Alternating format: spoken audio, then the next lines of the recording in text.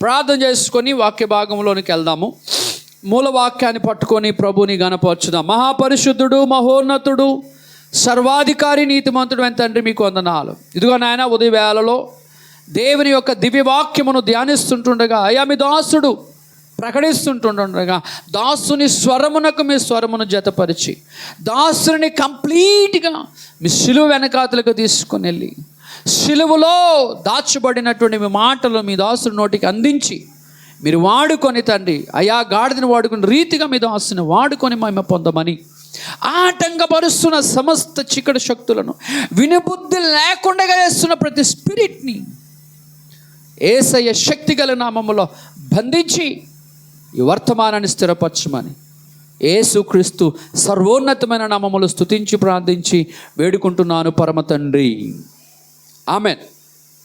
ప్రియులారా, యెషయా గ్రంథము 46వ అధ్యాయము 9వ వచనాన్ని జ్ఞాపకం చేసుకుందాం. చాలా పూర్వమున జరిగిన వాటిని జ్ఞాపకము చేసుకొనిడి. దేవుడను నేనే, మరి ఏ దేవుడును లేడు. నేను దేవుడను, నన్ను పోలిన వాడెవడునూ లేడు. నా ఆలోచన నిలిచిననియు నా చింతమంతయు నెరవేర్చుకున్నదననియు చెప్పుకొనుచు ఆది నుండి నేనే కలగబోవు వాటిని తెలియజేయుచున్నాను. పూర్వకాలము నుండి నేనే ఇంకా జరుగని వాటిని తెలియజేయుచున్నాను. చాలు ప్రియులారా, ఆలోచనలను స్థిరపరచువాడు, ఆలోచన కర్త అయిన వాడు మాట్లాడుతున్న మాటలు ఆది నుండి, ఎప్పటి నుంచి? ఆది నుండి అనగా రెండు విధాలైనటువంటి ఆది ప్రారంభాలు.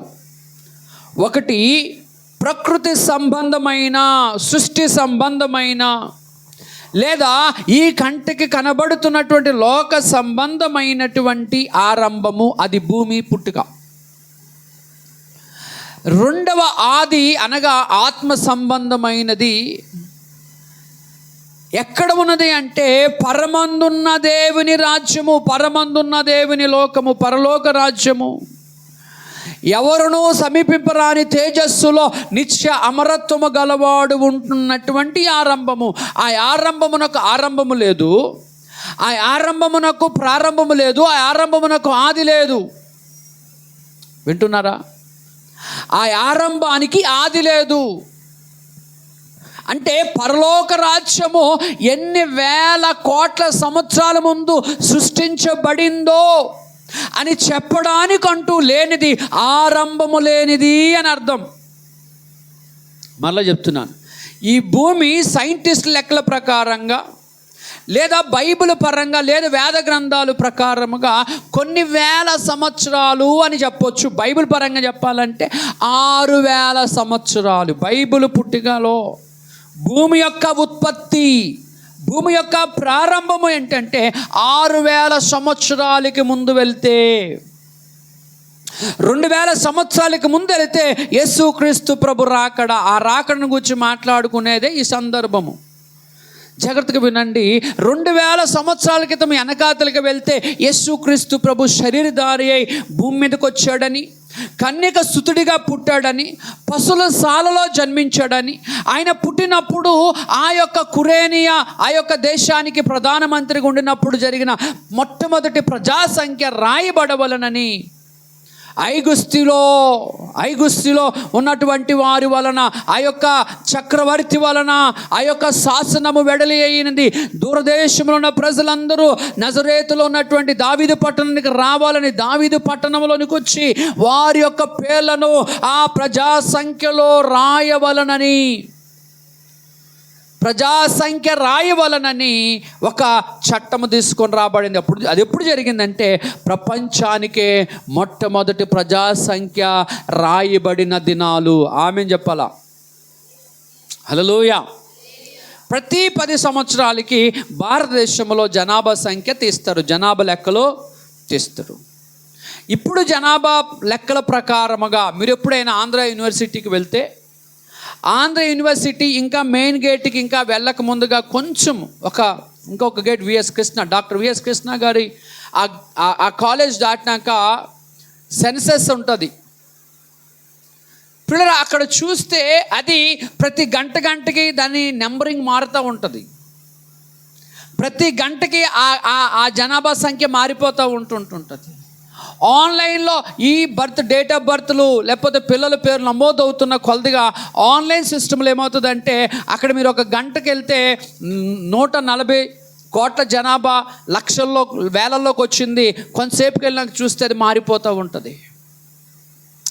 ప్రతి క్షణము జనాభా సంఖ్య భారతదేశంలో పెరుగుతూ ఉంది. కానీ మరి లిటరల్గా ప్రజా సంఖ్య ప్రతి 10 సంవత్సరాలకి లిఖించబడుతుంది. వాలంటీర్ వ్యవస్థ కానీ ఎవరైనా మరి మెడికల్ వాళ్ళు కానీ వెళ్ళి ఇంటింటికి వెళ్ళి ఎంతమంది ఉన్నారు, ఏం చేస్తున్నారు అనేటువంటిది తీసుకుంటారు. అలాంటి మొట్టమొదటి ప్రక్రియ ఆ యొక్క దావీదు పట్టణంలో ప్రజా సంఖ్యలో వారి పేర్లు నమోదు చేసుకోవాలని యోసేపును తన భార్య అయిన మరియను తీసుకొని ఆయన నిండు శూలాలైనటువంటి ఆ యవ్వనస్తుల కన్యకను తీసుకొని ఆ యొక్క బాలింతరాలు తీసుకొని నిండు గర్భిణిని తీసుకొని ఆ దావీదు పట్టణంలో ఉన్న నజరేతుకి చేరుకున్నాడు. అది మంచి చలికాలము. ఆ చలికాలములో ఆ యొక్క నిండు శూలాలను తీసుకొని నజరేతుకి వెళ్ళాడు. అక్కడికి వెళ్ళినాక ఊరంతా ఫిలప్ అయిపోయింది. ప్రతి ఇంట్లో బంధువులు ఉన్నారు, చుట్టాలు ఉన్నారు. పాపము ఈ యోసేపుని ఆశ్రయాన్ని ఇచ్చేవారు, యోసేపుకి తలదాచుకొని చోటు ఇచ్చేవారు ఎవరు అక్కడ లేకపోతే సత్రము దగ్గరికి వెళ్ళాడు. భార్యని తీసుకొని ఆ నిండు శూలాలు తీసుకొని సత్రంలోకి వెళ్ళాడు. ఈ రాత్రి ఇక్కడ వెళ్ళబుచ్చితే ఈ రాత్రి ఇక్కడ ఉంటే ఉదయాన్నే మా పేర్లు ఆ యొక్క గ్రంథాలలో లిఖించుకొని రాయించుకొని వెళ్ళిపోతాము అని చెప్పి అనుకొని ఆ రాత్రికి ఆ సత్రములో స్థలం దొరుకుతుందేమో అని సత్రము యొక్క ద్వారబంధము దగ్గరికి వెళ్ళాడు. ఇంకా లోపలికి వెళ్దామని. స్తోత్రం చెప్పండి.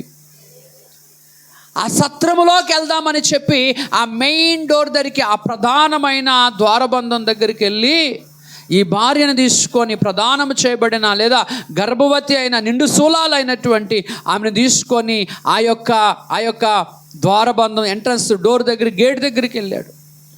అక్కడ ఉన్నటువంటి లోపల ఉన్న స్త్రీలు పురుషులు కలిసి ఏమంటున్నారంటే, అయ్యా నీ భార్యను తీసుకొని లోపలికి రావడానికి స్థలము లేదు.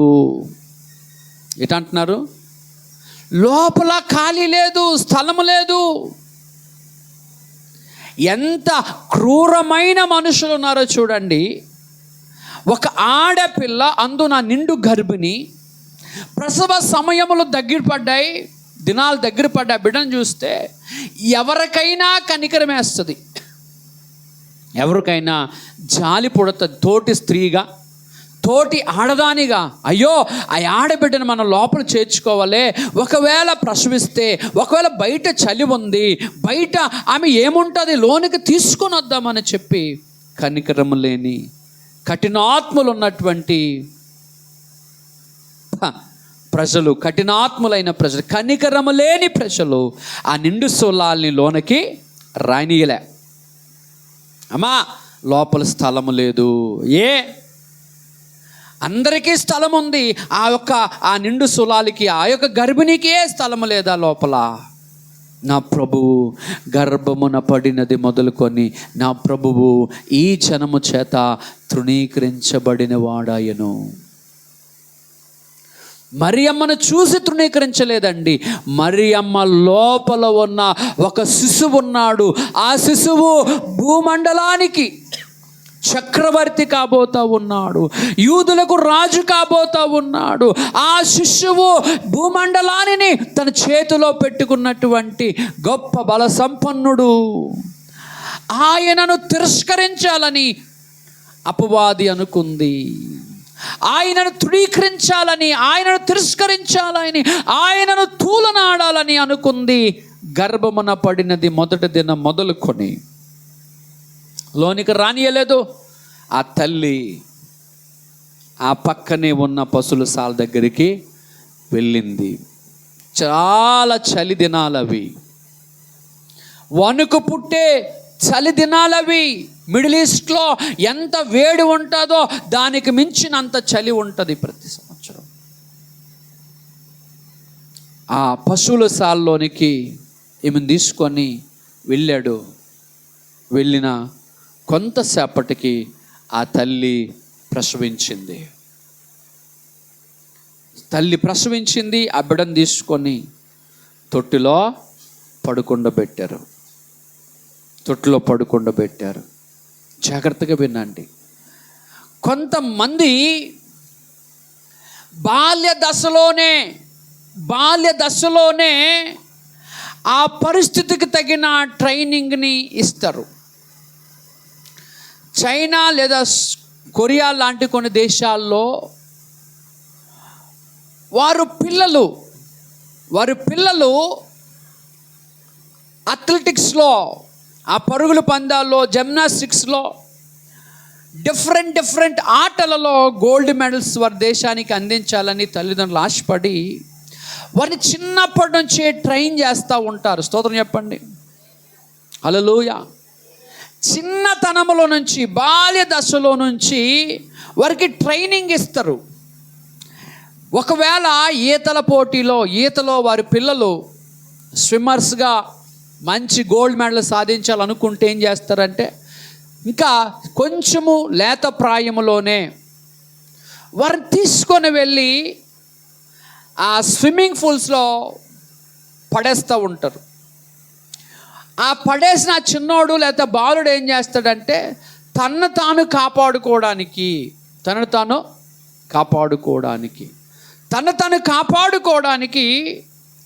ఈత కొడతాడు.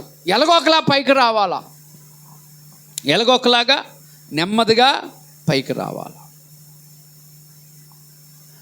ఆ నెమ్మదిగా పైకి వచ్చే ఆ ప్రక్రియలో తను కాపాడుకునేటువంటి ఆ ప్రయత్నంలో వాడు ఈత నేర్చుకుంటాడు. ఆ చిన్నతనము నుంచి నేర్చుకున్న ఈత రాను దేశానికి బంగారు పతకాన్ని అందించే స్థాయికి వెళ్తాడు. స్తోత్రం చెప్పండి. అలాగా ప్రతి ఆటలో వారి పిల్లలను చిన్నతనం నుంచి తరఫీదిస్తారు. పరలోకములో ఉన్న తండ్రి ఉద్దేశం ఏంటంటే, పరలోకములో ఉన్న దేవుని ఉద్దేశం ఏంటంటే, అసలు ఘనపరచబడుతున్న ఆయన, నిత్యము స్తుతించబడుతున్న ఆయన, కాళ్ళ కింద బంగారపు వీధులలో నడిచినటువంటి ఆయన, శ్రేష్టమైన భవంతులలో, సమీపింపరాని తేజస్సులో నిత్యము గణపరుచున్నవాడు ఒక్కసారిగా తృణీకరించబడాలంటే చాలా చాలా చాలా కష్టమైన పని అని వింటున్నారా? ఏటి హాస్పిటల్కా, డ్యూటీకి వెళ్తుందా? పోన్లే వెళ్ళని 10 నిమిషాలు ఉండండి రా ఉప్పుగాను. ప్రియులరా,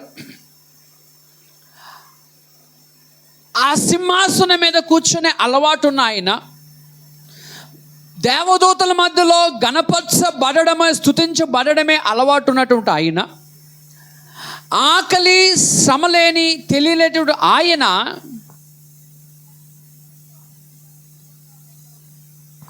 వీటి గుండా వెళ్ళాలని, శ్రమ గుండా వెళ్ళాలని, కన్నీటి గుండా వెళ్ళాలని శాసించిన ఆయన శాసించబడాలి అని, ఐశ్వర్యవంతుడైన వాడు పేదరికమును అనుభవించి పేదరికమును విముక్తి చేయాలని, పేదరికములో నుంచి ప్రజలు విముక్తి చేయాలని, గాయమంటే ఏటో తెలియలేనటువంటి ఆయన గాయాలు కట్టాలి కనుక గాయపరచబడడం ఏంటో నేర్చుకొని అనుభవించి గాయాన్ని కట్టాలని తండ్రి ఉద్దేశమైనను.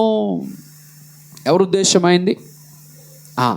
తన కుమారుడు, తన ఏకైక కుమారుడు, లోకాన్ని ప్రేమించిన తండ్రి తన కుమారుని బలి ఇవ్వాలనుకున్నాడు. తన కుమారుని శ్రమల ద్వారా సంపూర్ణని చేయాలనుకున్నాడు. తన కుమారుని నిందల గుండా తీసుకెళ్లాలని తండ్రి ఇష్టపడ్డాడు. ఆ ఇష్టానికి తగినట్లుగా కుమారుని శ్రమను నేర్పించాడు. ఒక చోట అంటాడు, అతడు ప్రభువైన యేసుక్రీస్తు ప్రభువారు, ప్రభువైన యేసయ్య శ్రమల ద్వారా విధేయతను నేర్చుకున్నాడు, శ్రమ అనుభవము గుండా విధేయతను నేర్చుకున్నాడు. నేర్చుకున్నాడంటే అర్థమేంటండి? నేర్చుకున్నాడు, నేర్చుకుంటున్నారంటే అర్థమేంటి? నేర్చుకుంటున్నారంటే అర్థమేంటి? నీకు ఇంతకుముందు తెలియదనే కదా. తెలిస్తే నేర్చుకునే అవసరం లేదు, తెలిస్తే చెప్తావు.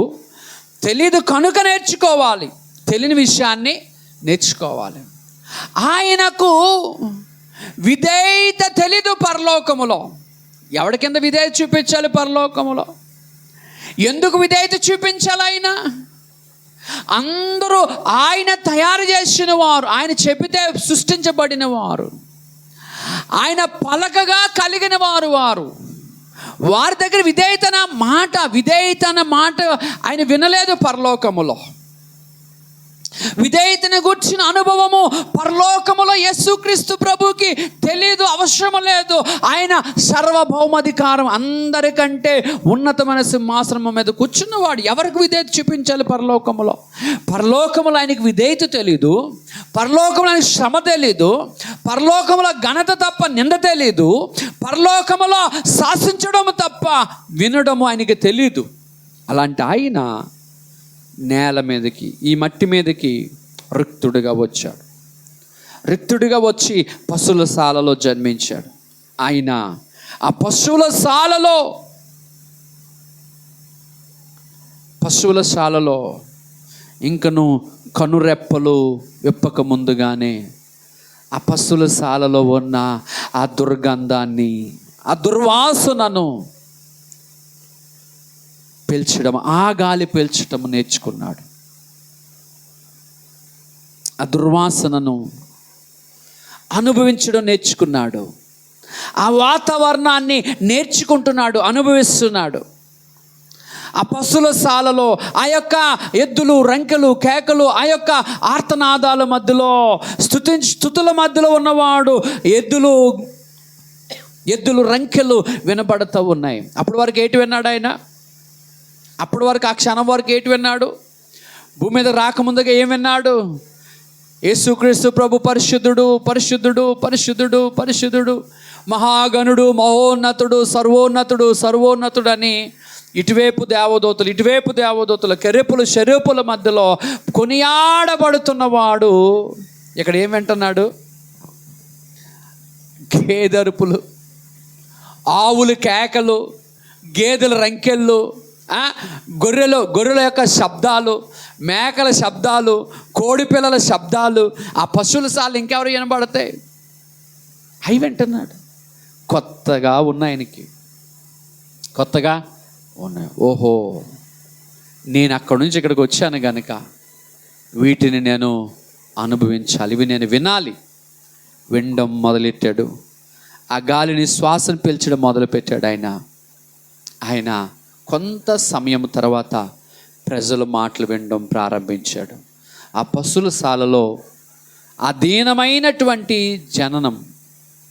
నేనంటాను, ఎంత నిరుపేదోడైనా సరే, ఎంత నిరుపేదైనా, బస్ స్టాండ్లో ఉన్నవారైనా సరే, ఆ ప్రసవించినప్పుడు ఆ బస్ షెల్టర్ కిందనో,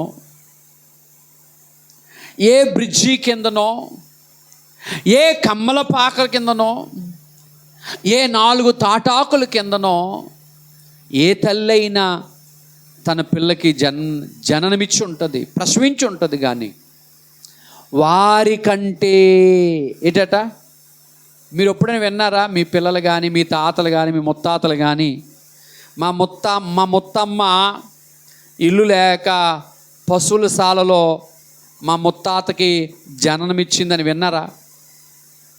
నేనైతే వినలేదు. మా అమ్మ చెప్తుంది, మీ తాత ఇందిరాగాంధీ గారి టైంలో ఊరికి ప్రెసిడెంట్గా చేశాడయ్యా అని చెప్పింది. మా తాతగారట ఇందిరాగాంధీ గారి టైంలో, అర్థమైందా, ఆ మండలానికి మండల ప్రెసిడెంట్గా చేశాడు. ఏం సంపాదించాడంటే, జ్ఞానం లేని వాళ్ళు ఎప్పుడూ వారు సంపాదించలేరు. జ్ఞానం లేని వాళ్ళు తిండి, యాతన, లోకము, వ్యసనం, ఆ రెండు తప్ప ఇంకెక్కడ వాళ్ళు బాగుపడలేరు. జ్ఞానము లేని వాళ్ళు. జ్ఞానము లేని ఆడదట ఇల్లు కట్టలేదు, జ్ఞానము గల స్త్రీ ఇల్లు కడుతుంది. జ్ఞానం ఉంటేనే ఇల్లు కట్టగలరు, జ్ఞానం లేకపోతే. అలాంటిది అంత పెద్ద పదవి ఇందిరాగాంధీ గారు వచ్చి అతనితో కలిసి మాట్లాడి ఆ రోజుల్లో అంతటి ఉన్నతమైన స్థితి నాకు ఊహ వచ్చినప్పటికీ మా అమ్మమ్మ, స్తోత్రం చెప్పండి, నాకు ఊహ వచ్చినప్పటికీ మా అమ్మమ్మ ఏం చెప్పేదంటే, రేయ్ పొలంలోకి వెళ్ళి అక్కడ ఈ టైంలో సంక్రాంతి టైంలో ఊర్లు వెళ్తే ఆ పొలాల్లో కోతలు కోసేసి కుప్పలు పెట్టేవారు, కుప్పలు పెట్టి నూర్చేవారు. ఆ కోతలు అయిపోయి నూర్చినప్పుడు అక్కడికి వెళ్తే కొన్ని వెన్నెలు లేదా కొన్ని అవి తెచ్చుకునేవాళ్ళు. తెచ్చుకుంటే ఆవిడ కూడా ఏం చేసేది, అవి తీసుకెళ్ళి ఆ రోకల్లో, ఇంటి మధ్యలో చిన్న ఇది ఉండేది, ఇంటి గుమ్మ, అది నట్టింట్లో చిన్నది ఉండేది, ఇంత రోక అదేదో రోకలు ఉండేది. నా ఎదురుగే ఆ ధాన్యాన్ని తీసి అందులో వేసి దంచి తర్వాత అన్నం ఉండేది. ఆయనేమో మండలానికి ప్రెసిడెంటు. అన్నీ పోగొట్టుకొని ఈ స్థాయికి వచ్చాం. ప్రియులారా, ఒక కాలములో నా ప్రభువు భూమి మీదకి రాకముందు ఆయన సంపన్నమైన స్థితిలో ఉన్నటువంటి ఆయన ఈ భూమి మీదకి వచ్చినప్పుడు రిక్తుని కంటే పేదవాని కుటుంబంలో పుట్టి ఐశ్వర్యవంతుడిగా ఉన్నటువంటి ఆయన పేదవాని ఇంటిలోనికి వచ్చి పేదరికాన్ని అనుభవించి ఆ పేదరికపు అనుభవాల్లో నుంచి వెళ్ళి, ఆ శ్రమల అనుభవాల్లో నుంచి వెళ్ళి, ఆ నిందల అనుభవాల్లో నుంచి వెళ్ళి, తృణీకరించబడుతున్నటువంటి వారి మధ్యలో నుంచి వెళ్ళి, తృణీకరించబడిన పేదరికాన్ని అనుభవిస్తున్న, నిందించబడుతున్న ఆ ప్రజలను విడిపించడం కొరకు ఇతడు ఏం చేశాడంటే శిలువ మ్రాను మీద వేలాడాడు, శిలువ మీద ప్రాణం పెట్టాడు. ఈ పేదరికములో, శాపములో నిందించబడిన ప్రజలను విడిపించాలని ఆ అనుభవం గుండా వెళ్ళి ఆ అనుభవంలో ఉన్న వారిని విడిపించడానికి మాదిరి చూపాడు, ముందు నడిచాడు. నా కొరకు ప్రాణం పెట్టిన నా ప్రభువు. హల్లెలూయా. అర్థమవుతుందా? మనము ఆ స్థాయిలో ఉన్న ప్రభువు ఈ స్థాయిలోనికి ఎందుకు వచ్చాడు అంటే, ఆ స్థాయికి ఈ స్థాయికి మధ్యలో మనమున్నాం. మనలను చూసి, మన నిమిత్తము, మన కోసము మనలను నిన్ను నన్ను ప్రేమించిన వాడు ఏమయ్యాడంటే ఆహుతయ్యాడు, బలిపశువు అయ్యాడు. ప్రేమ మీరు ఎక్కడ చూసినా ప్రేమకి ప్రపంచంలో మొట్టమొదట నిర్వచనం చెప్పిందే నా ప్రభువు. ప్రేమకు నిర్వచనం చెప్పింది నా ప్రభువు. ఆయన యోహాను పత్రికలో ఉంటుంది, దేవుడు ప్రేమాస్వరూపి అయి ఉన్నాడు. ప్రేమాస్వరూపి అంటే, ప్రేమ అంటే పాపానికి ఫస్ట్ పెట్టిన అబ్రివేషను. ఈ లోకంలో ప్రేమ, ఈ లోకంలో ప్రేమకి స్వీట్ వర్డ్ ఏంటంటే, పాపానికి స్వీట్ వర్డ్ ఏంటంటే ప్రేమ. అసలు ప్రేమకున్న లక్షణాలు తెలుసా? ప్రేమ అనేది స్వప్రయోజనాన్ని కోరుకోదు. ఆ నిర్వచనం చెప్పింది నా ప్రభు. స్తోత్రం చెప్పండి. చెవులు తెచ్చిన స్తోత్రం చెప్పండి. ప్రేమకు నిర్వచనం చెప్పాడు ఆయన. ఏటట? ప్రేమ స్వప్రయోజనాన్ని కోరుకోదు. నా తండ్రి అయిన దేవుడు, నా తండ్రి అయిన ప్రభువు ప్రేమకు నిర్వచనాన్ని చెప్తున్నాడు. అంటున్నాడు ఆయన, తండ్రి అయిన దేవుడు లోకమును ఎంతో ప్రేమించెనో కాగా తన అద్వితీయ కుమారుని ఈ లోకానికి బలి పశువుగా పంపించాడు. స్వప్రయోజనము లేని తండ్రి ప్రేమ, స్వార్థము లేని తండ్రి ప్రేమ, స్వార్థాన్ని ఆపేక్షించలేని తండ్రి ప్రేమ. ఆ తండ్రి అయిన దేవుడు తన సొంత కుమారుని నిన్ను ప్రేమించి తన స్వార్థము లేనట్టుగా ఈయనను మన కొరకు సిలువ మీద బలి పశువుగా నిలబెట్టాడు. నిన్ను ప్రేమించాడు, నన్ను ప్రేమించాడు, మనల్ని ప్రేమించాడు, సృష్టిలో ఉన్న మానవ జాతిని అంతటినీ ప్రేమించి ఏం చేశాడంటే మనలను ప్రేమించి తన సొంత కుమారుణ్ణి బలిగా అర్పించాడు. నీకు అర్థమవుతుందా? అది ఈ లోక సంబంధం ప్రేమ ఏంటంటే వాళ్ళు ఎలాగపోయినా పర్వాలేదు, వాళ్ళ పాకెట్ మాత్రం ఖాళీ అయిపోవాలా. స్తోత్రం చెప్పండి. ఈ రోజుల్లో ప్రేమలు అలా ఉన్నాయి.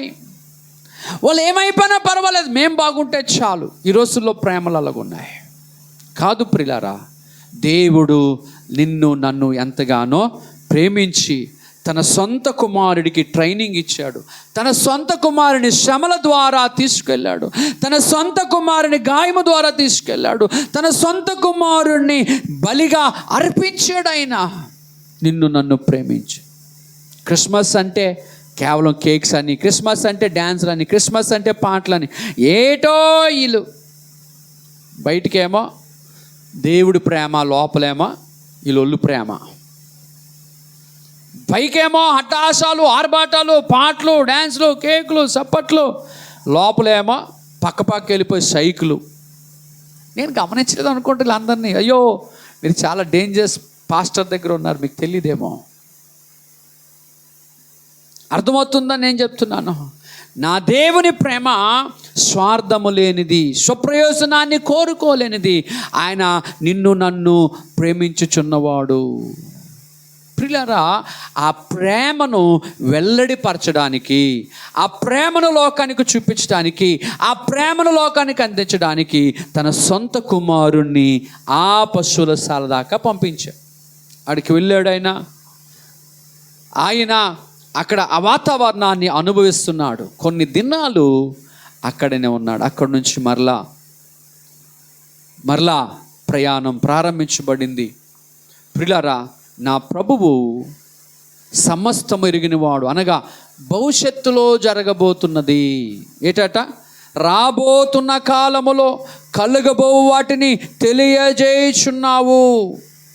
ఆది నుండి, అనగా యేసుక్రీస్తు ప్రభు పుట్టుక నుంచి ఆయన కలగబోతున్నవి, జరగబోతున్నవి, సంభవించబోతున్న సంగతులు ఎరిగినవాడు కనుక ఈ దుర్గంధాన్ని అనుభవించాలి. ఎందుకంటే లోక పాపము 33.5 సంవత్సరాల తర్వాత, లోకము పాపం అనే దుర్వాసన, లోకములో నా పాపము యొక్క దుర్వాసన, ఈ ఆవులు, గేదెలు, మేకల యొక్క దుర్వాసన అనుభవిస్తున్న ఆయన, ఆస్వాదిస్తున్న ఆయన కొన్ని దినాల తర్వాత లోకము యొక్క, మనుషుల పాపము యొక్క దుర్వాసనను అనుభవించాలి. దాన్ని బేర్ చేయాలి. కనుకే చిన్నగా ఇక్కడ ఆయన నడుస్తూ ఉన్నాడు, అనుభవిస్తూ ఉన్నాడు. భవిష్యత్తులో జరగబోతున్న వాటిని ఎరిగినవాడు. అర్థమవుతుందా? బాలుడిగా ఉన్న యేసు ప్రభువారు, దినముల వయస్సు ఉన్న యేసు ప్రభువారు ఆ దుర్వాసన మధ్యలో ఉన్నాడు. ఎందుకు అక్కడ ఉన్నాడంటే, ఏంటి తండ్రి అనే దేవుడు అనుకుంటే ఆ ఊర్లో ఏదో ఒక ఇంట్లో ఆయనకి ఆశ్రయం ఇయ్యరా, ఏదో ఒక ఇంట్లో వారు తలుపు తెరవరా? అంత పెద్ద ఊర్లో ఒక స్త్రీకి చోటు ఇచ్చినంత స్థలం లేదా దేశంలో? ఆ దేశంలో ఎవరికి ఇల్లు లేవా, వాకిళ్ళు లేవా? చెప్పరేమర్రా. రాత్రి కానీ అంత ప్రార్థన చేశాడు, చక్కగా కునికెత్తున్నారు. ఓల్ నైట్ ప్రేయర్ అంటే మీరు ముందు చేతులు ఎత్తేస్తారు, మేము రాం. కానీ సెల్ ఫోన్ ఆడమ్మంతే తెల్లారులు ఆడేస్తుంటుంది ఆట. తర్వాత నిన్ను ఆట ఆడేస్తాను, పిలక పట్టుకొని ఆడేస్తూ ఉంటుంది. ఎవరన్నా అసలు అన్నీ చెప్పండి, మేము యూత్ మీటింగ్కి రాము, మాకు ప్రార్థన వద్దు, మాకేమీ వద్దు. ఎంత చెప్పండి తల్లిదండ్రులు. హల్లెలూయా. వినండి, ఆయన అనుకుంటే, తండ్రి అని దేవుడు అనుకుంటే ఆ ప్రభువుకి ఏదో ఒక ఇల్లు ఏర్పాటు చేయగలడు ఆయన. కానీ అన్ని తలుపులు మూసాడు ఆయన. ఆయన అనుకోలేదు నా బిడ్డని ఈ దుర్గంధములో నుంచి నెమ్మదిగా నడిపించి. ఎప్పుడైనా మీరు గమనించారో లేదో కానీ, ఈ డాక్టర్ చదువులు చదివిన వాళ్ళు తిన్నంగా మనుషుల మీద ప్రయోగాలు చేయటానికి ఎవరో ఒప్పుకోరు. ఆ కాలేజీ చదువుల్లోనే, ఆ కాలేజీలో ఆ ఎంబీబీఎస్ చదివినప్పుడు కానీ, ఆ ఇంటర్మీడియట్లో కానీ ఫస్ట్ మాకు మేము బైపీసీలో ప్రాక్టికల్స్కి వెళ్తున్నప్పుడు మా ఫ్రెండ్స్ ఏం చెప్పేవారంటే, ఒరేయ్ కప్పను తీసుకొని వెళ్ళి, కప్పలు పట్టుకొని కప్పకి 4 మేకులు వేసి ఆ ల్యాబ్లో బతికిన కప్పలు తీసుకొని వెళ్ళి ఆ మేకులు వేయడం, దాన్ని పొట్ట కోయడం, దాన్ని కాలు కోయడం, దాన్ని మూత కోయడం, ఇవన్నీ నేర్పిస్తారు. అవి పట్టుకోవడం ఎలాగో, కోయడం ఎలాగో నేర్పించి అప్పుడు మనిషిని కోయడం నేర్పిస్తారు. అంతేగాని తిన్నాం కాగా అమ్మ ఆవిడ వచ్చింది కోసి అమ్మ అంటే కోస్తుంది అనుకో, ఏదో ఒక నరం తెగిపోయింది అనుకో, సచ్చి ఊరుకుంటాయి. ఎంతమంది చంపేస్తారు అలాగా. కనుక ప్రాక్టికల్ అంతా జంతువుల మీద, వస్తువుల మీద, ప్రకృతి మీద చేయించిన తరువాత మనుషుల మీద చేస్తారు. అంతదాకెందుకు? చిన్న ఉదాహరణ, ఏదైనా ఒక మెడిసిన్ కానీ కనుక్కుంటే, ఒక మెడిసిన్, ఒక ట్యాబ్లెట్ కానీ, ఒక ఇంజెక్షన్ కానీ కనిపెడితే దాన్ని ఏం చేస్తారంటే ఏ జంతువుల మీద, ఏ పిల్లుల మీదో, ఎలకల మీదో, కోతుల మీదో వాటిని ప్రయోగిస్తారు. ప్రయోగించిన తర్వాత వారు అనుకున్న రిజల్ట్, మంచి ప్రతిఫలాలు వస్తే, మంచి జవాబు వస్తే, ఆన్సర్స్ వస్తే అప్పుడు దాన్ని తీసుకొని వెళ్ళి గవర్నమెంట్కి దాన్ని ఆ ఫార్ములాని సబ్మిట్ చేస్తారు. సబ్మిట్ చేసి గవర్నమెంట్ ద్వారా అప్రూవల్ తీసుకోవాలా. గవర్నమెంట్ ద్వారా అప్రూవల్ తీసుకొని అప్పుడు తయారు చేసి కానీ మార్కెట్లోకి తీసుకొని రారు. కొన్నిసార్లు ఏం చేస్తారంటే ఆ మెడిసిన్ని అన్నిటి మీద ఓకే అయిపోయిన తర్వాత మనుషుల మీద కూడా ప్రయోగం చేస్తారు. స్తోత్రం చెప్పండి. మనుషుల మీద కూడా ప్రయోగం చేయటానికి గవర్నమెంట్ నుంచి అధికారం తీసుకొని, ప్రభుత్వం నుంచి అధికారం తీసుకొని ఆ మెడిసిన్ని, ఆ ఇంజెక్షన్స్ని మనుషుల మీద వేస్తారు. అవి వేసిన తర్వాత బాగా సక్సెస్గానైతే అప్పుడు దాన్ని బయటికి రిలీజ్ చేస్తారు. అలాగే మన కోవిడ్లో కూడా చాలా మెడిసిన్ ప్రయోగించబడింది. చనిపోతున్న వారి మీద వేశారు, కొంతమంది చనిపోయారు, కొంతమంది బ్రతికారు. దాన్ని తర్వాత సంవత్సరం పాటు అయ్యింది. తెలుసా మీకు? వ్యాక్సిన్ కనుక్కున్న తర్వాత సంవత్సరం తర్వాత కానీ వ్యాక్సిన్, రెండో కోవిడ్లో వ్యాక్సిన్ వచ్చింది. ఫస్ట్ కోవిడ్లో వ్యాక్సిన్ లేదు, సెకండ్ కోవిడ్లో వ్యాక్సిన్ వచ్చింది. ఎందుకు? అప్పటికి చాలామంది చనిపోయినారు, వారి మీద కొంత ప్రయోగాలు. అంత పెద్ద ప్రాసెస్ అండి, చాలా పెద్ద ప్రాసెస్. అలాగన మనిషికే అంత ఒక సమస్యని పరిష్కరించడానికి, లేకపోతే ఒక సమస్యని ఎదిరించడానికి కావలసిన తర్ఫీదునో, జ్ఞానమునో, అనుభవాన్నో, లేకపోతే జవాబునో, ఇవన్నిటినీ తెలుసుకోవటానికి ఎంత ప్రయోగాలు చేస్తే, ఇన్ని నేర్చుకునే అనుభవాలు గుండా వెళ్తే, నా ప్రభువు మానవులందరి రక్షణ కొరకు కల్వరి శిలువలో శ్రమ అనుభవించి ప్రాణం పెట్టాల. దాన్ని ఆయన ఒక్కడే చేయగలడు, ఎవరు చేయలేరు. కానీ ఆయనకి తెలియదు పాపం. యేసు ప్రభుకి శ్రమ అనుభవించడం తెలుసా? యేసు ప్రభు పరలోకంలో నింద అనుభవించడం తెలుసా? యేసు ప్రభుకి పరలోకంలో ఆ ఆవులు, గేదెలు పేడ, ఆ యొక్క దుర్వాసన మధ్యలో పరలోకం ఉండడం తెలుసా? ఏం తెలియదండి. కానీ ఆయన ముందు ఒక ప్రణాళిక ఉంది. ఆ ప్రణాళికలో ఆయన నిలబడాలి. కనుక ఆయన తండ్రి అని దేవుడు ఏం చేశాడంటే అన్నిటి గుండా, ఈ శ్రమల గుండా, దుర్వాసన గుండా, అవమానాలు గుండా, పేదరికము గుండా, వెలివేయడం గుండా, తృణీకరించబడే మార్గం గుండా, వీటన్నిటి అనుభవాలు గుండా తీసుకెళ్ళి ఫైనల్, స్తోత్రం చెప్పండి, ఫైనల్గా ఆ శిలువ మీద వేలాడితే ఆ పక్కనుడు అంటున్నాడు, ఒకడు అంటున్నాడు, ఎడమవైపునుడు అంటున్నాడు, నువ్వు దేవుడివైతే, నువ్వు ప్రభువైతే, నువ్వు సృష్టికర్తవైతే, నువ్వే పరలోకం నుంచి దిగి వచ్చిన వాడువైతే, నువ్వు శిలువ నుంచి దిగిపోతే, అక్కడికి వెళ్ళాక అక్కడ ఒక రకమైన టార్చర్, అక్కడ ఒక రకమైన పరిశోధన, అక్కడ ఒక రకమైన పరిస్థితి, అది వింటూ ఉన్నాడు. ఆయన అక్కడ కూడా వింటున్నాడు, మౌనంగా ఉన్నాడు. ఆయన శాసించే ఆయన, అధికారం కలిగిన ఆయన, పరలోకములో దేవదూతలు రండి అంటే ఆ దేవదూతలు అన్నీ వచ్చి ఆయన కాళ్ళ దగ్గర నిలబడాలా. వీరిని పిలిస్తే వీరు వచ్చి ఇక్కడ నిలబడాలి. ఈ యొక్క వేవేల కోట్ల కొలదిగా దేవదూతలు వచ్చి ఇక్కడ నిలబడాలి. అంతటి అధికారము కలిగిన ఆయన పక్కోడు ఎవడో దొంగోడు మాట్లాడితే మౌనంగా ఉన్నాడు. పనికి మాలినోడు మాట్లాడితే మౌనంగా ఉన్నాడు. యోగ్యత లేనివాడు ప్రభుని తృణీకరిస్తూ ఉంటుంటే, హేళన చేస్తూ ఉంటుంటే మౌనంగా ఉన్నాడు. అది ఎక్కడ నేర్చుకున్నాడు? అప్పటికప్పుడు నేర్చుకోలేదు. ఆయన బాల్య దశలో ఆ యొక్క క్షత్రములో స్థలము లేదయ్యా అని తృణీకరించబడతా ఉంటే గర్భములో ఉన్న ప్రభు వింటూ మౌనంగా ఉన్నాడా. పెద్దవాడైన తర్వాత ఈయన వడ్లవాని కుమారుడని తృణీకరిస్తూ ఉంటుంటే మౌనంగా ఉన్నాడు. పేదవాని బిడ్డ అని ప్రజలు తృణీకరిస్తుంటుంటే ఆయన వాక్యము చదివినప్పుడు నిలబడినప్పుడు ఆయన అక్కడున్న ప్రజలందరూ అంటున్నారు 30 ఏట ఇదేంటి, ఈయన మన మధ్యలో ఉన్న వడ్లవాని కుమారుడు కాదా?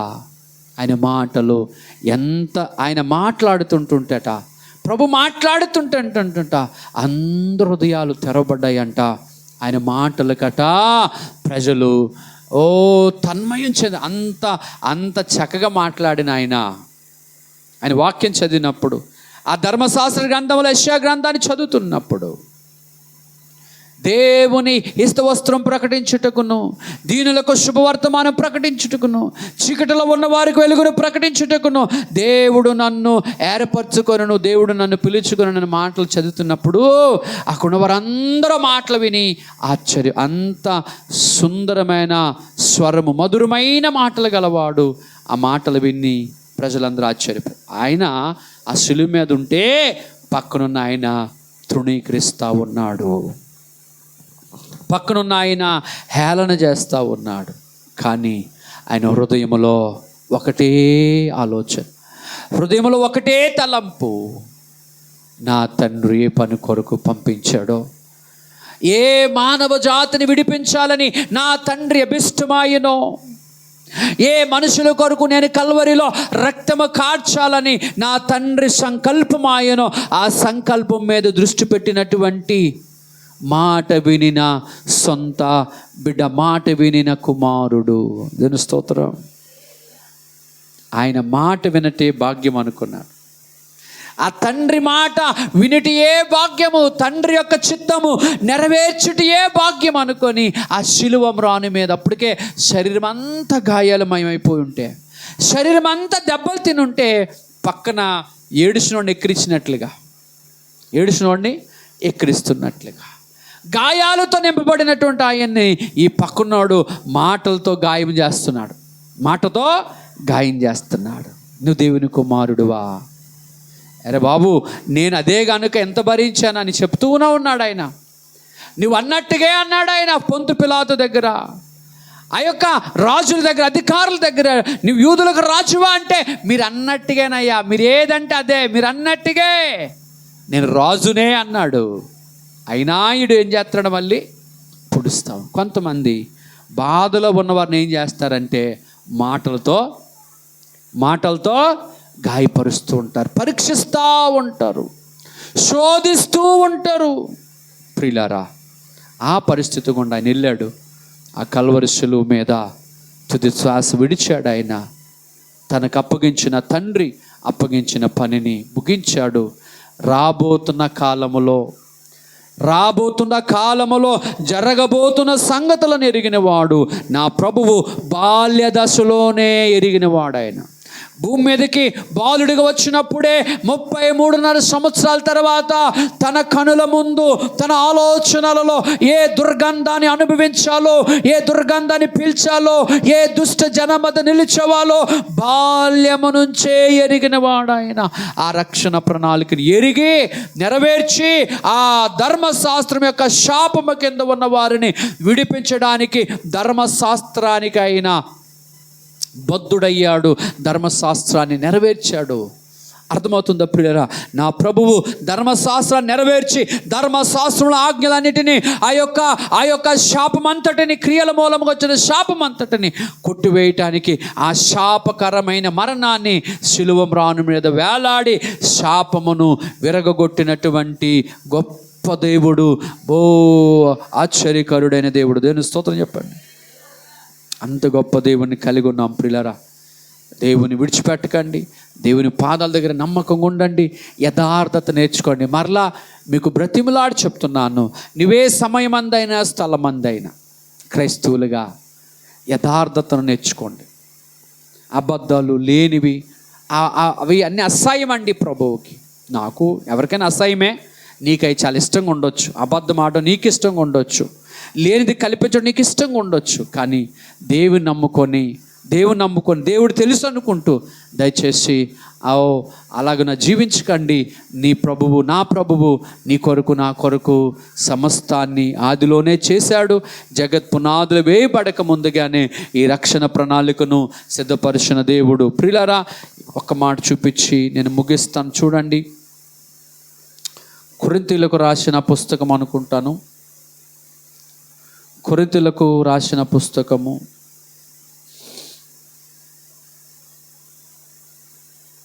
1వ పుస్తకము 2వ అధ్యాయము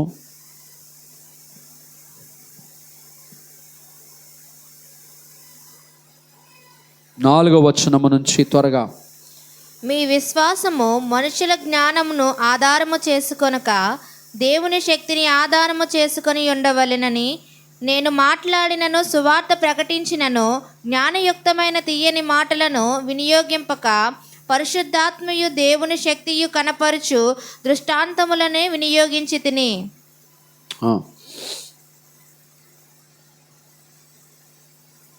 పరిపూర్ణులైన వారి మధ్య జ్ఞానమును బోధించున్నాను. అది ఈ లోక జ్ఞానము కాదు, నిరర్ధకులైపోవచ్చున్న ఈ లోక అధికారుల జ్ఞానము కాదు, కానీ దేవుని జ్ఞానం మర్మమైనట్టుగా బోధించున్నాము. ఈ జ్ఞానం మరుగై ఉండెను. జగదుత్పత్తికి ముందుగానే దీనిని దేవుడు మన మహిమ నిమిత్తము నియమించెను. ప్రియులారా, జగదుత్పత్తికి ముందుగానే దీనిని దేవుడు మన మహిమ నిమిత్తము నియమించెను. జగదుత్పత్తికి ముందుగానే, దేనికి ముందుగానట? ఈ రక్షణ ప్రణాళిక, ఈ 2000 సంవత్సరాల క్రితం జరిగినటువంటి ఈ శిలువ మరణము లేదా ప్రభు యొక్క త్యాగము, శిలువ యాత్ర, లేకపోతే శిలువను గూర్చిన సువార్త, శిలువలో నా ప్రభు వేలాడవలసిన వృత్తాంతం అంతా కూడా ఎప్పుడు నిర్ణయించాడట? ఈ లోకము లేదా ఈ జగత్తుత్పత్తికి ముందుగానే. స్తోత్రం చెప్పండి. దేనికి ముందుగా? జగత్తుత్పత్తికి ముందుగా. అమ్మ చెప్పండి అమ్మా. బాబు, ఏ మందిరంలో మాట్లాడరు రాకపోతే ఎక్కడ మాట్లాడకూడదు కదా. మోగోడు ఎక్కడ మాట్లాడకూడదు. చర్చిలో ఏమో మోగోళ్ళగా ఉంటారు, బయటనేమో దేశాన్ని దోసేస్తుంటుంటారు. తప్పుడండి బాబు, అదే యాక్టింగ్ అంటే. మరి దాన్నే యాక్టింగ్ అంటారు, దాన్నే నటన అంటారు కదా. చూడు, సినిమాలు వెళ్ళినోడు అరే ఇది మాట్లాడితే తర్వాత మాట్లాడరానిలాగా ఉంటాడు. మోగోళ్ళగా నటిస్తాడు, తర్వాత దాన్నే యాక్టింగ్ అంటారు. మనము యాక్టింగ్ చేస్తే మనకి మిగిలేది గుడ్డు సున్నా మిగులుతుంది దేవుడి దగ్గర. దేవుని స్తోత్రం చెప్పండి. హల్లెలూయా. ఈ లోక జ్ఞానము మరుగైనట్టుగా బోధించున్నాము. ఈ జ్ఞానము మరుగై ఉండెను, ఈ జ్ఞానము ఈ జ్ఞానము కనబడకుండా ఉండను, ఈ జ్ఞానము ఎవరికైనా తెలియకుండా ఉండను. ఈ జ్ఞానము దేవుడు మరుగు చేశాడు. ఎందుకు మరుగు చేశాడట? ఈ జ్ఞానము, శిలువను గూర్చిన వార్తను గూర్చిన జ్ఞానము, క్రీస్తు రాకడను గూర్చిన జ్ఞానము, ప్రభు పడిన ప్రయాసను గూర్చిన జ్ఞానము, రక్షణ ప్రణాళికను గూర్చిన జ్ఞానాన్ని దేవుడు మరుగు చేశాడు. మరుగు చేసి ఏం చేశాడంటే, మన నిమిత్తము దానిని జగత్పునాది కంటే ముందుగా మన నిమిత్తం దాచాడు, మరుగు చేశాడు. తగిన సమయంలో దానిని బయటికి తీశాడు. జాగ్రత్తగా వినండి. ఈ శిలువ ప్రయాణము లేదా రక్షణ ప్రణాళిక, చెప్పండి ఏ ప్రణాళిక? పడుకున్న వాళ్ళు చెప్పండి, ఏ ప్రణాళిక? ఏ ప్రణాళిక బాబు? చెప్పండర్రా మగోళ్ళు. ఏ ప్రణాళిక? రక్షణ ప్రణాళిక. ఈ ప్రణాళిక జగతుత్పత్తికి ముందుగానే, భూమి ఆకాశములు సృష్టింపబడక ముందుగానే దేవుడు మన నిమిత్తము ఈ రక్షణ ప్రణాళికను దాచాడు. కనుక ఆయన మాత్రమే జరగబోతున్న సంగతులను ఎరిగినవాడు, సంభవింపబోతున్న సంగతులు తెలియగలిగిన వాడు, భవిష్యత్తు జ్ఞానము ఎరిగినవాడు. ఏమి సంభవించబోతుందో, ఏమి సంభవించవలనని దేవుడు అనాది నుంచి నిర్ణయించినాడు. అనాదిలోనే నిర్ణయించిన దేవుని సంకల్పం మేరకు రక్షణ ప్రణాళిక, శిలువ యాత్ర సాగింది. దేవునికి, ప్రభువుకి తెలియకుండా ఏది జరగలేదు. ఒక్క క్షణం భూమి మీద, ఒక్క క్షణం భూమి రొటేట్ అయితే, భూమి తన చుట్టూ తను ఒక క్షణము తిరిగితే, ఈ తిరిగిన క్షణము నా దేవుని గ్రంథము, దేవుని ఆలోచనలలో లిఖించబడినది ఒక్క క్షణము కూడా ఆయనకు తెలియకుండా జరగదు. అర్థం. యెషయా గ్రంథం 46:9 ఏది చదివావో మరలా చదివి మాట చదవండి, మనం ముగించుకుందాం. యెషయా గ్రంథం 46:9 వచనములో చాలా పూర్వమున జరిగిన వాటిని జ్ఞాపకము చేసుకొనడి. దేవుడును నేనే, మరి ఏ దేవుడును లేడు. నేను దేవుడను, నన్ను పోలిన వాడెవడును లేడు. నా ఆలోచన నిలిచిననియు నా చిత్తమంతయు నెరవేర్చుకున్నదననియు చెప్పుకొనుచు ఆది నుండి నేనే కలగబోవు వాటిని తెలియజేయుచున్నా. ఆది నుండి, ఎప్పటి నుంచి? ఆది నుండి నేనే కలగబో వాటిని తెలియజేయుచున్నాను. స్తోత్రం చెప్పండి. ఈ ఆదిలోనే రక్షణ ప్రణాళిక ఉంది.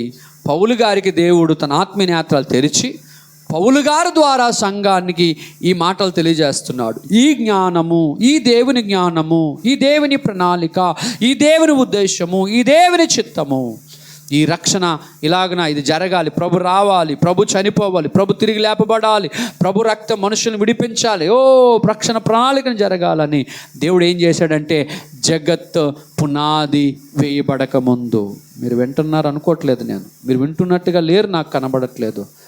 జగత్ పునాదికి ముందుగానే దేవుడు దీనిని మన మహిమ నిమిత్తము, మన కొరకు, మన ప్రభువుని శిలువ శ్రమల ద్వారా నడిపించాలని తండ్రి అయిన దేవుడు జగత్ పునాది, భూమి ఆకాశములు కలిగించక ముందుగానే దేవుడు తన ఆలోచనలో ఎరిగాడు, నిర్ణయించాడు, ఆలోచించాడు, నిశ్చయించాడు.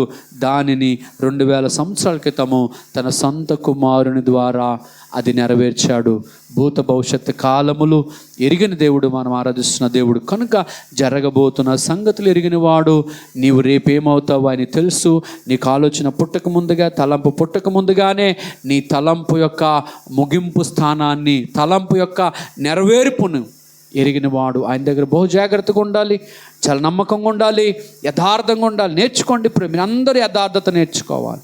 దేవుని మందిరం అన్నా, దేవుని పని అయినా, దేవుని దగ్గర రావడమైనా, దేవునికి ఇయ్యటమైనా, దేవునితో కలిసి నడవటమైనా అన్ని విషయాలలో మీరు యథార్థవంతులుగా ఉండాలి. ఎందుకంటే నువ్వు రేపు ఏమంటావో ఏం చేస్తావో అని తెలుసు కనుక ఆయన దగ్గర మన నాటకాలు, మన యాక్టింగ్లు, మన అబద్ధాలు, మన మోసాలు అన్నీ ఒకరోజు బట్టబయలవుతాయి. కనుక భయం కలిగి ప్రభుని ఆరాధిద్దాం. ఎంత గొప్ప దేవుని కలిగిన మనము ధన్యులం. యెహోవా దేవుడిగా గల జనులు ధన్యులని వాక్యం సెలవిస్తుంది. కనుక అన్నిటికంటే మించి మన జీవితంలో ఆయన ఇచ్చిన రక్షణను కలిగి ఉన్నాం. దాన్ని బట్టి ప్రభుని స్తుతిద్దాం. కళ్ళు మూసుకొని చిన్న ప్రార్థన చేసుకుందాము.